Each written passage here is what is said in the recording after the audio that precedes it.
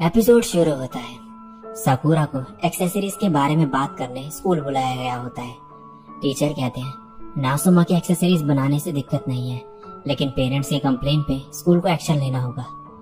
फिर Sasaki sense दूसरे teacher के इशारा करने पर बोलते हैं आपके स्टोर को पेरेंट्स की रिक्वेस्ट और रिटर्न पे दिक्कत नहीं होनी चाहिए। साकुरा ठीक है कहती है। नेक्स्ट सीन में माओ और आजू हिमारी से माफी मांगते हुए कहती है कि इनका इंटेंशन बस एक्सेसरी प्रमोट करने का था, और फिर कहते हैं कि हमारी तरफ से यू को सॉरी कह देना। बाद में हिमारी कहती है उन्होंने खुद यू से माफी मांगी होती तो बेटर रहता।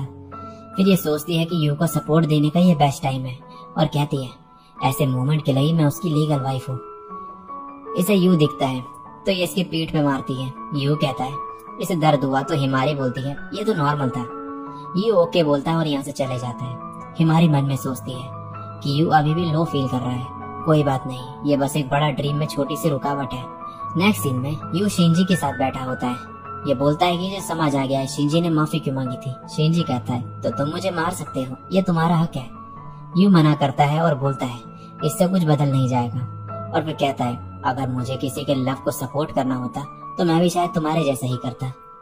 शिंजी इसकी ऐसे मैच्योर बातें सुन के हैरान होता है और पूछता है कि इसे क्या हो गया।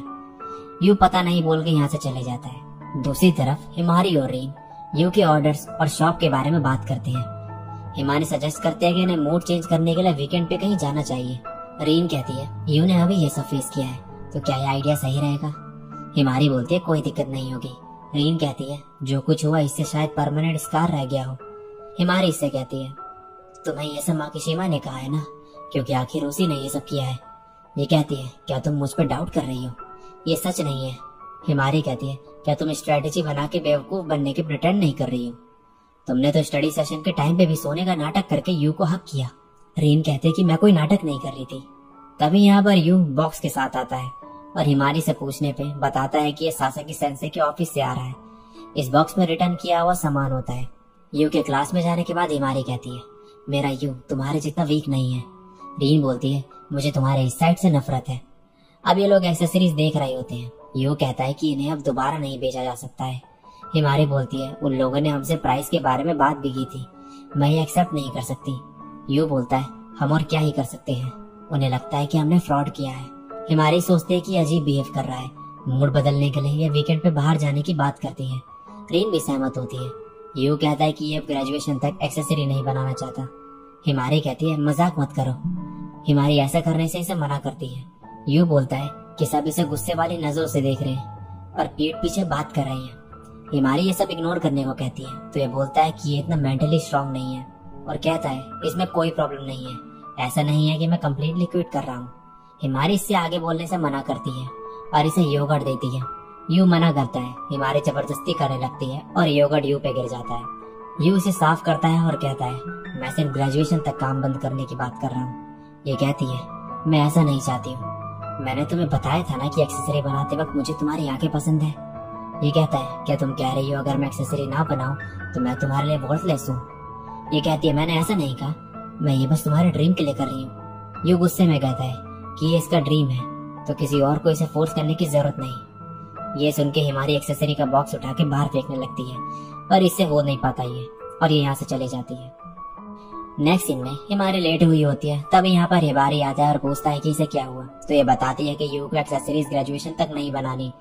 ये बोलता है मैं तुम्हारी बात कर रहा हूँ। यू जब मेंटल ब्रेकडाउन से गुजर रहा होगा तब तुमने उससे पक्का नेक्स्ट प्लान के बारे में सोचने को कहा होगा।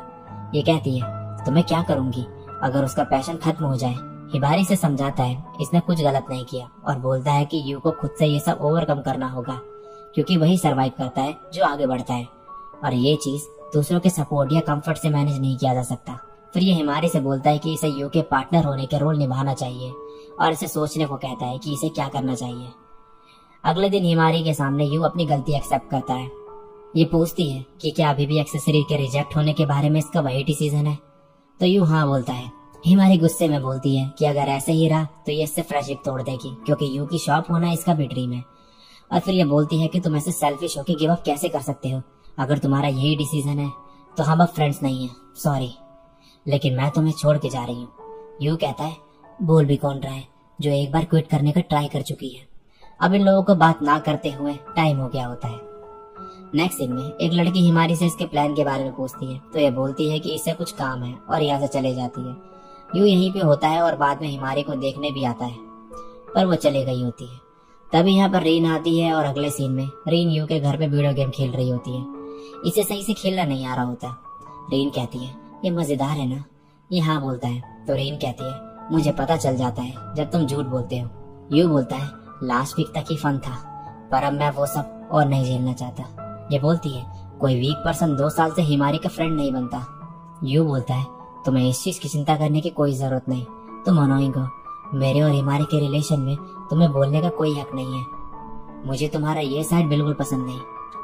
रीन मुस्कुराती है और बोलती है तुम्हें ये सब बोलता देख मुझे लग रहा है कि मैं एक ही पोजीशन के क्लोज होते जा रही हूँ। यू कहता है ये काफी स्ट्रेंज है। फिर ये कुछ दिखाने के लिए अपने रूम में लाता है। ये इयररिंग्स दिखाते हुए कहता है तुम्हें क्या लगता है ये मैंने किसके लिए बनाया है? ये कहती है ही के लिए। यू कहता है सही कहा। ये बोलता है मैं पहले से ही अपनी नींद गवा के एक्सेसरी बनाता था, लेकिन जब मैं सोचता हूँ कि मैं एक्सेसरीज क्यों बनाता था तो मुझे रियलाइज हुआ कि मैं इसलिए बनाता था क्योंकि मैं चाहता था कि यह हिमारी को पसंद आए। मुझे कोई मिली जो मेरे पैशन को समझ पाई। मैं अपने बेस्ट फ्रेंड ना खोऊं, इसीलिए एंड में मैंने सबके लव को स्टेपिंग स्टोन की तरह यूज किया और खुद के लिए एक्सेसरीज बनाई। इससे मुझे खुद से डिस्गस्टेड फील हुआ। ये सोचना कि अफेक्शन प्योर होता है और मेरी फीलिंग जेन्युइन है, ये मेरी मिसअंडरस्टैंडिंग थी। इसीलिए मैंने एक्सेसरीज से खुद को दूर रखने का ट्राई किया। अगर मैं ऐसे ही करता रहा तो ये क्रिएटिव प्रोसेस और कस्टमर के लिए अनफेयर होगा। रील इतना सीरियस होने के लिए इसके सर पे मारती है और कहती है कि तुम ओवर थिंक कर रहे हो। फिर ये इसे अपने साथ स्ट्रिक्ट होने से मना करती है। तो यू बोलता है मैं ऐसा कर पाता अगर तुम्हारे जितना स्ट्रेट फॉरवर्ड होता, लेकिन अगर मैं कर पाता तो पास में कोई परेशानी ही नहीं आती। ये बोलती है तुम्हें ऐसा क्यों लगता है कि मैं स्ट्रेट फॉरवर्ड हूँ? यू बोलता है तुम फैमिली बिजनेस में हेल्प करती हो और बैंड में भी हो, और तुम मेरी भी हेल्प कर रही हो। रेन कहते हैं कि इसे फैमिली बिजनेस में हेल्प करना पसंद नहीं और बैंड भी इसने अपने फ्रेंड के कहने पे ज्वाइन किया। फिर ये बोलती है कि मैं स्ट्रेट फॉरवर्ड नहीं हूँ। इसके अलावा जब भी तुम्हारी ही के साथ बहस होती है तो मुझे लकी फील होता है कि मुझे तुम्हारे साथ अकेले टाइम मिलता है। मैं भी एक ह्यूमन हूँ जिसपे इमोशंस है। फिर ये बोलती है कि बार बार रिजेक्ट होने पे भी गिव अप नहीं करती है, क्योंकि यू का इसका नाम लेना ही इसके लिए काफी होता है। ये बोलती है ये 5वीं बार था। यू सॉरी कहता है। ये हंसती है और बोलती है ही के लिए एक्सेसरीज बनाने में कोई दिक्कत नहीं है। अगर तुम किसी और को भी इससे खुश कर पाओ तो ये और भी अच्छी बात है, चाहे तुम्हें किसी का प्यार ठुकराना ही क्यों ना पड़े। यू स्माइल करता है। ये बोलती है तुम एक्सेसरीज ना भी बनाना चाहो तो मुझे प्रॉब्लम नहीं है। तुम जो भी करोगे उसमें मैं तुम्हारे साथ हूँ। तुम किसे चुनोगे, मुझे या फिर ही को? यू मन में सोचता है ये रीन के साथ बिना एक्सेसरी बनाए भी खुश रह सकता है, लेकिन हिमारी इसके साथ नहीं होगी। तो फिर यह रीन से सॉरी बोलता है। रीन कहती है कोई बात नहीं, लेकिन इससे मैं तुम्हारे और ज्यादा क्लोज आ रही हूँ, है ना? यू कहता है तुम काफी पॉजिटिव हो। रीन इससे कहीं चलने को कहती है। नेक्स्ट सीन में रीन यू को हिमारी के पास लाती है। हिमारी कहती है यहाँ सिर्फ क्लब मेंबर्स अलाउड है। यू कहता है मैंने शायद तुमसे पहले ही माफी मांग ली थी। ये कहती है लेकिन तुम अब एक्सेसरीज नहीं बना रही हो, तुम्हें सिंसियरिटी दिखानी चाहिए। यू पूछता है ये क्या कहना चाह रही है? तो ये बोलती है सबसे पहले हम मिस हिमारी के लिए अप्रिसिएशन डे रखेंगे और हर महीने के एक दिन तुम्हें मैं जो भी कहूँ वो मानना होगा। रीन इससे कहती है तुम्हारे पास बोलने को कुछ है ना? हिमारी फिर यू को बताती है कि टोक्यो जाने वाली बात झूठ थी और सॉरी बोलती है। यू बोलता है तुम अब माफी क्यों मांग रही हो? इसके कुछ ना बोलने पर यह बोलता है कोई बात नहीं, चाहे वो सच हो या नहीं, तुम फिर भी मेरे नंबर बनी रहोगी। हिमारी ये सुन के खुद पे पानी डाल देती है। रीन इसके लिए टॉवल लाने लगती है। हिमारी यू से कहती है तुम एक्सेसरीज बनाते देखना, पूरे वर्ल्ड में मेरी फेवरेट चीज है, इसलिए जब भी तुम फिर से एक्सेसरी बनाने का सोचो मुझे बता देना, मैं हमेशा वेट करूंगी। यू कहता है एक्सेसरीज ना बनाने का रीजन ये था कि मुझे रियलाइज हुआ मैं तुम्हें खुश रखने के लिए एक्सेसरीज बना रहा हूँ, इसीलिए मुझे कस्टमर्स के लिए सॉरी फील हो रहा था। सॉरी हिमारी। हिमारी हंसने लगती है और कहती है तुम मुझसे बहुत प्यार करते हो ना, लगता है ऐसा बोलने के लिए मुझे तुम्हें माफ कर देना चाहिए। फिर ये बोलती रहती है। तो यू बोलता है तुम कुछ ज्यादा ही बोलती हो। ये मन में कहती है ऑफ कोर्स ये मेरे लिए भी एम्बैरेसिंग है। फिर ये इसके पीठ पर चढ़ जाती है और बोलती है अगर तुम सच में मुझसे इतना प्यार करते हो तो क्यों ना हम सच में डेट कर लें। यू मना करता है और ये हंसने लगती है। ऐसे ही इनका हाई स्कूल का सेकंड समर शुरू होने वाला होता है और नेक्स्ट सीन में शिंजी किसी को लेने आया होता है। ये बोलता है तुम यहाँ रीन के लिए तो नहीं आई हो ना? ये मना करती है और कहती है मैं यहाँ अपने जूनियर को पनिश करने आई हूँ। शिंजी कहता है अगर मैं कोई एक्शन लूँ तो क्या तुम्हें कोई दिक्कत होगी कुरेया? और इसी के साथ ये एपिसोड यहीं पे एंड हो जाता है।